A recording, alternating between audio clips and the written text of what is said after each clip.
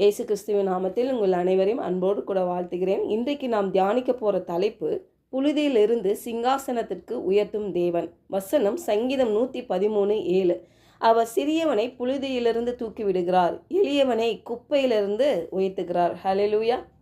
பாருங்க, இந்த வசனம் ஒரு மனுஷனின் வாழ்க்கையோட நிலையை பற்றி பார்க்குறோம். அவர் எவ்வளோ தாழ்மையான நிலையில், ஒரு சிறியவனை போல எளியவனை போல லைஃப் ரொம்ப ஒரு தூசியில் இருக்கிற மாதிரி அப்படின்னா, ரொம்ப ஒரு தாழ்வான நிலையை குறித்து பார்க்குறோம் இல்லையா. ஒரு தள்ளப்பட்ட நிலை கூட சொல்லலாம். எல்லாரும் இருப்பாங்க, ஆனால் அவங்கள என்ன பண்ணுவாங்க, ஒதுக்கி வச்சுருப்பாங்க, அற்பமாக எண்ணுவாங்க இல்லை. அந்த நிலையில் நீங்கள் இருந்தாலும் தேவன் சொல்கிறாரு, நான் உயர்த்துவேன். அது எப்படி உயர்த்துவாராம்? சிங்காசனத்திற்கு உயர்த்தும் தேவன் நம்மோடு கூட இடைப்பட்டு கொண்டிருக்கிறார். ஹல்லேலூயா.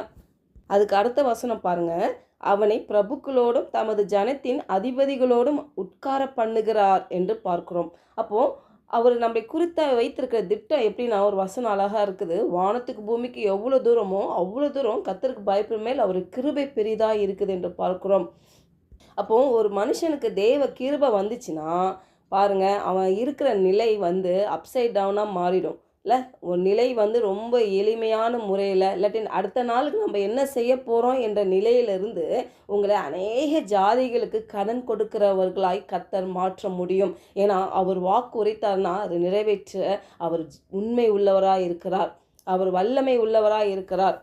இதே வசனம் 1 சாமுவேல் 2:8 பார்க்குறோம் இல்லையா. அவர் சிறியவனை புழுதியிலிருந்து எடுத்து எளியவனை குப்பையிலிருந்து உயர்த்துகிறார், அவர்களை பிரபுக்களோடு உட்காரவும் மகிமையுள்ள சிங்காசனத்தை சுதந்திரிக்கவும் பண்ணுகிறார். ஹல்லேலூயா.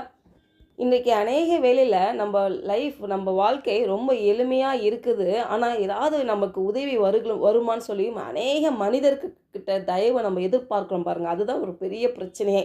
அதை நம்ம எதிர்பார்க்கறதுனால அநேக அவமானங்கள் ஃபஸ்ட்டு சந்திப்போம்.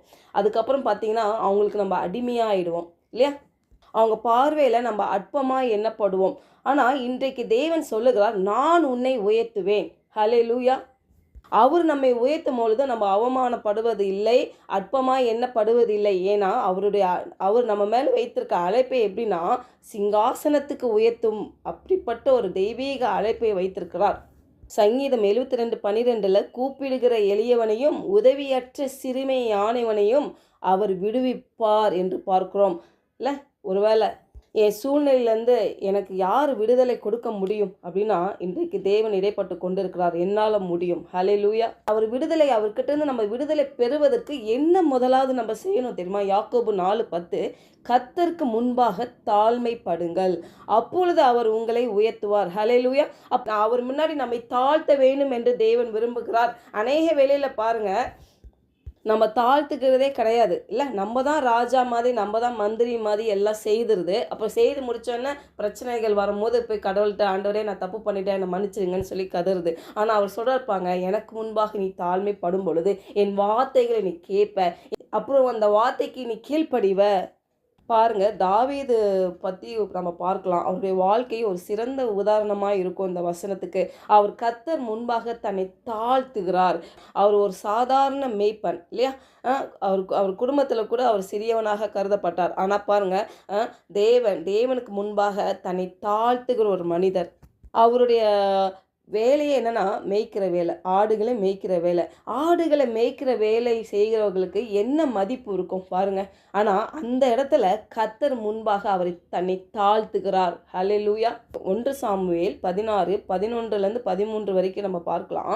பாருங்கள், தாவீது ஆடுகளை மேய்த்து கொண்டிருந்த போது தேவன் அவரை தேர்ந்தெடுத்து அபிஷேகம் செய்தார். பாருங்கள், நீங்கள் என்னைக்கு கர்த்தருக்கு முன்பாக நீங்கள் தாழ்த்துகிறீங்களோ உங்களை தேடி அபிஷேகம் வரும். ஹல்லேலூயா. கர்த்தர் உயர்த்தணும் அப்படின்னா அதுக்கு தகுதியெலாம் பெருசாக தேவையே இல்லை பாருங்கள்.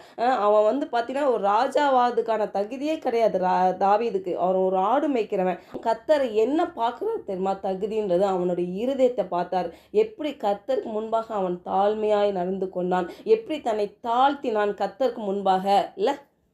இன்றைக்கி அநேக வேளையில் நம்மளுடைய அவுட் சைடு அப்பியரன்ஸ் வச்சு தான் என்ன பண்ணுறோம், தகுதியை பார்க்குறோம். நான் இப்படி இருக்கிறேன், நான் இந்த பேக்ரவுண்டில் இருக்கேன், எனக்கு எந்த சப்போர்ட்டுமே இல்லை. நம்ம அநேக வேளையில் நம்ம இந்த தகுதிகளை பார்த்து பார்த்து தான் ஏமாந்து போயிடும். ஆனால் கர்த்தர் இதெல்லாம் புறக்கணிக்கிறார் பாருங்க. அவங்க இருதயத்தை மட்டும்தான் பார்க்கிறாரு. நீங்கள் எப்படி கர்த்தருக்கு முன்பாக தாழ்த்தி இருக்கிறீங்க, நீங்கள் எப்படி கர்த்தரை தேடுகிறீங்க, நீங்கள் எப்படி கர்த்தருக்குள்ள நீங்கள் சார்ந்து இருக்கிறீங்க, கர்த்தருடைய வார்த்தையில் நீங்கள் இடைப்பட்டு கொண்டு இருக்கிறீங்க, கர்த்தர் வார்த்தைக்கு நீங்கள் கீழ்ப்படுகிறீங்க, எல்லா மேலாக அவருடைய வார்த்தையை எப்படி நீங்கள் விசுவாசிக்கிறீர்கள். ஹல்லேலூயா. அதில் தான் பாருங்கள் இந்த உயர்வு, ராஜரீக உயர்வு நம்மளுக்கு இருக்குது. பாருங்கள், இறுதியில் தாவீது ஒரு இஸ்ரவேலின் ராஜாவாக உயர்த்தப்பட்டார் என்று பார்க்கிறோம். இந்த தாவீதின் இருதயம் எப்படி இருந்திருக்கு பாருங்களேன். தேவனை அவர் எப்போது ஆராதித்தவராய் துதித்தவராய் இருந்தார். பாருங்கள், அநேக சங்கீதத்தில் நம்ம பார்க்க முடியும் அவர் எழுதின பாடல்களை. பாருங்கள், அவர் தவறு செய்தார், ஆனாலும் மனம் திரும்பினார். பாருங்கள், அந்த கில்ட்டி கான்ஷியஸில் இருந்து போல் அநேக வேலையை நம்ம அப்படி தான் தவறு செய்தவொன்னே கில்ட்டி கான்ஷியஸ்க்குள்ளே போய் மீள முடியாமல் இருக்கிறீங்க. இல்லை, கர்த்தருடைய வார்த்தை சொல்லுகிறது அவர் இரக்கமும் உருக்கமும் தயவுமுள்ள தேவனாய் இருக்கிறார், மன்னிக்கிறவராய் இருக்கிறார். ஹல்லேலூயா. அப்போது நம்ம மீண்டு வரணும். நான் தேவனுடைய குமாரத்தி, நான் தேவனுடைய குமாரன் என்ற ஒரு உணர்வோடு செயல்பட வேண்டும். தேவனை முழுமையாக நம்பினார் பாருங்க இந்த தாவீது தாசன். அதே போல் இந்த காலை வேளையில் பாருங்கள், தேவன் நம்மோடு இடைப்பட்டு கொண்டிருக்கிறார். இப்படி ஒரு தாவீது, மந்தையில் இருந்த தாவீது ராஜ சிம்மாசனத்திற்கு உயர்த்தின தேவன் இன்றைக்கு உங்கள் சூழ்நிலைகள், உங்கள் நிலைகள் எப்படி இருந்தாலும் சரி, எவ்வளோ தாழ்மையாக இருந்தாலும் சரி, குப்பையில் இருக்கிற போல சூழ்நிலையில் நீங்கள் இருந்தாலும் சரி, கர்த்தர் உங்களை உயர்த்துவேன் என்று வாக்குரைக்கிறார். ஹல்லேலூயா. ஜெபிக்கலாம். பரலோக தகப்பனே, இந்த காலை வேளையில் எங்களோடு நீர் இடைப்பட்டதுக்காக உமக்கு நன்றி செலுத்துகிறோம் கர்த்தாவே. அப்பா, நாங்கள் இந்த சூழ்நிலைகளை பார்த்து, எங்கள் வாழ்க்கையை பார்த்து நாங்கள் சோர்ந்து போக மாட்டோம் ஆண்டவரே. ஏன்னா எங்களுக்குள்ளே இருக்கிற பெரிய தேவனை நாங்கள் கண்ணோக்கி பார்க்குறோம் ஆண்டவரே. எங்களுக்கு வாக்குத்தத்தம் கொடுத்த தேவனை நோக்கி நாங்கள் பார்க்குறோம் ஆண்டவரே. அப்பா, நாங்கள் கிறிஸ்துவுக்குள் உன்னதங்களில் ஆவிக்குரிய சகல ஆசீர்வாதத்தினால் எங்களை நீர் ஆசீர்வதித்திருக்கிறீர்ப்பா. அதை நாங்கள் ரிசீவ் பண்ணுகிறோம். இயேசுவின் நாமத்தினால் ஜெபிக்கிறோம் நல்ல பிதாவே. ஆமென்.